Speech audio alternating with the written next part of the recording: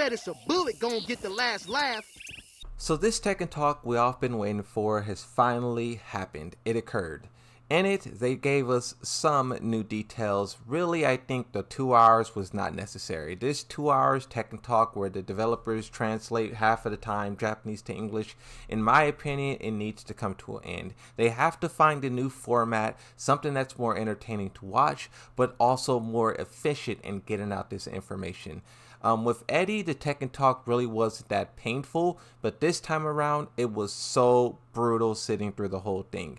Especially, I think, in combination with them giving out a lot of exclusive gameplay to other people, that wow factor of seeing Lydia for the first time was pretty much spoiled. We already knew what the character had to offer, and as such, seeing it being explained in Japanese, then translated to English in a Tekken Talk for over 2 hours was not exciting. But with that aside, I want to break down all the interesting things that they have, that they did announce. First off, the main menu screen. What do you guys think about this? In my opinion, I don't like it. I think this whole format is very novel. It's a novel concept, and the novelty wore off. They have to come up with a better loading screen menu than this.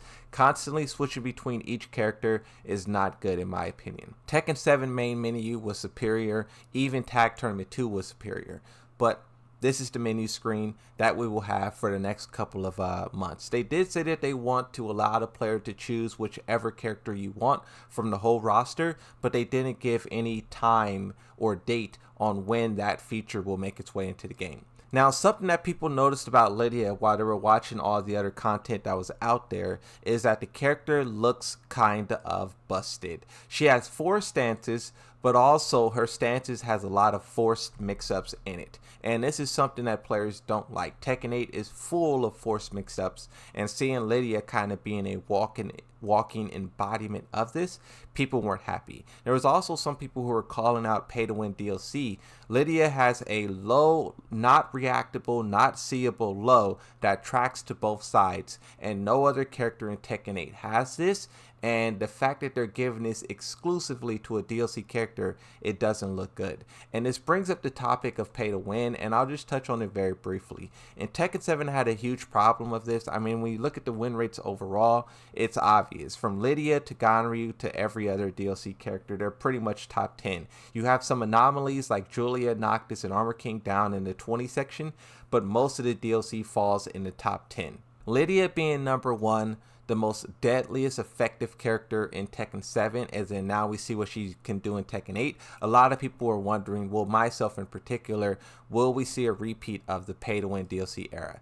Eddie, yes, he is kind of obnoxious. I think many characters are in Tekken 7, but he's not broken. So if they go back to the whole let's make characters broken again, it could have a negative impact. They themselves were talking about Launch Leroy during this Tekken Talk and how they don't want to make a repeat of that.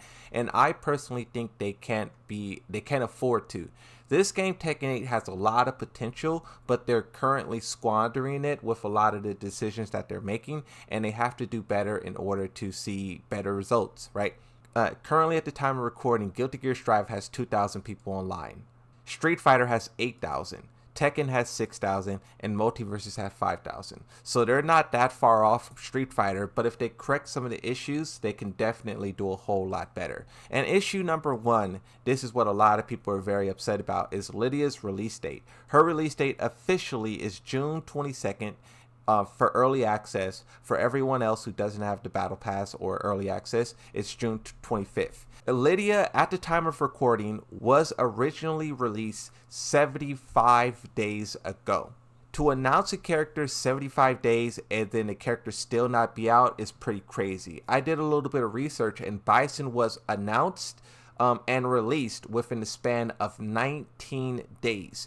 Tekken needs to figure out a way to cut down that time and reach that same destination. Now, when we dig deeper into this Tekken Talk, they had this segment here that was very unnatural, where they were trying to sell us $130 necklaces and $150 like wall art. That's overpriced. But then they also were talking about this 1.6 version update, and they really didn't give us any indication of what this will be, besides saying that they will fix bugs and glitches. And I believe this also will, yeah, July 23rd. So this will also drop. Yes. So this will drop with Lydia as well. So the beach stage, the summer update, the battle pass, all of that stuff will drop at the same time as Lydia. And on the topic of the battle pass, the free stage, the new stage, right? A lot of people don't know that the stage is free. Yes, it's going to be free this time around. It makes sense because given the stage out for a price, even if you don't pay for that skin, you will come up against someone who did pay for that stage, and then you will play on it by default, like just regardless. So that's probably why they made it free this time around. And then for photo mode, they gave us a little tutorial of photo mode, but it really wasn't anything exciting. It works as you would expect a typical photo mode to work. And when it comes out, we all can experience it. Now, something that was also pretty interesting is that they buffed the special style. Now they made the air combos more effective, and then they also made it to where you can do while standing attacks and also crouch canceling attacks. So simply by pressing 1, 2, 3, or 4 while crouching, you can do either a while standing or you'll get a crouch cancel attack, right? So that's a buff to special style. But then for the Tekken Ball, they are now allowing you to practice Tekken Ball while waiting for an online match for Tekken Ball. For anyone who played Tekken Ball online, you would know that you would be playing normal Tekken while waiting for a Tekken Ball match. So they're also going to fix that in the 1.06 update. Now, for the Battle Pass, they did not give us any true indications of what it will hold, but it is making a very good improvement this time around. So they have the free tier, and in the free tier you could get 100 points. This is not something that they did in the previous Battle Pass, so that's a bonus. But then also there will be more missions, there will be easier missions, and it'll be faster to level up and progress through the Battle Pass and complete it. So I'm guessing a lot of people didn't complete Battle Pass 1, so Battle Pass 2 will be easier to complete. But the best thing on here is that now you will get a bunch of coins for completing it. So they added 100 coins for free. You buy the Battle Pass, you complete the Battle Pass, you will get like 300 coins back, and you can use those coins to either invest it into a skin or the next Battle Pass or whatever you want. So that's a huge improvement, and it shows that us complaining about the last Battle Pass paid off. A lot of people complain about people complaining, but you have to understand that our complaints are making the game better. The developers themselves said they wanted to hear our feedback so they can improve, and it's obvious now with the Battle Pass 2 what they're improving on. As for skins, they showed off the new outfits, and it's a little disappointing because every character now has the same outfit. Where in past Tekkens where there was unique outfits related to like the summer, now you have one outfit for the females and you have one outfit for the males, and everyone basically is the same. You probably will be able to separate them in individual pieces like head, torso, legs, and pants. But then also something you do have to bring up about the outfits as well is the elephant in the room about how not every character can use every outfit. What I mean by that is Leo, since they won't like officially state what her gender is, she is not allowed access to the female outfits. This bikini and also that t-shirt with the open chest, you won't be able to use that for Leo. It's off limits. And then the same thing for the bears, they have no shop items this time around.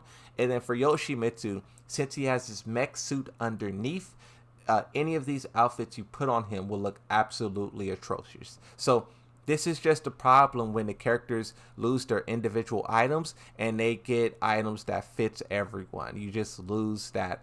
It doesn't fit everyone. The next thing that they talked about is the Tekken World Tour. And they talked about how, one, they'll announce the venue, the prize pool, and all of that stuff later. They talked about this new format with regionals and global finals, but really it's like, one, too far away to talk about, and then two, it kind of doesn't matter. The real takeaway is that they have not said how much prize money will be given out for the tournament. We know Street Fighter is giving out $1 million. They did so last year, and they're doing so this year. Tekken needs to put up that same price. Harada said it himself, Bandai Namco is such a bigger company than Capcom. If Capcom can put up $1 million, so can Bandai Namco. Now, talking about money, this is a totally separate news article, but it's still pretty interesting. New York City blows $59,000 on PlayStation games for prisoners. In this news article, it basically says they reward prisoners who have good behavior by allowing them to play video games like Mortal Kombat 1, Street Fighter 6, Madden, and NBA 2K. There's no mention of Tekken here, it's only the other two fighting games, but I still thought this was pretty fascinating.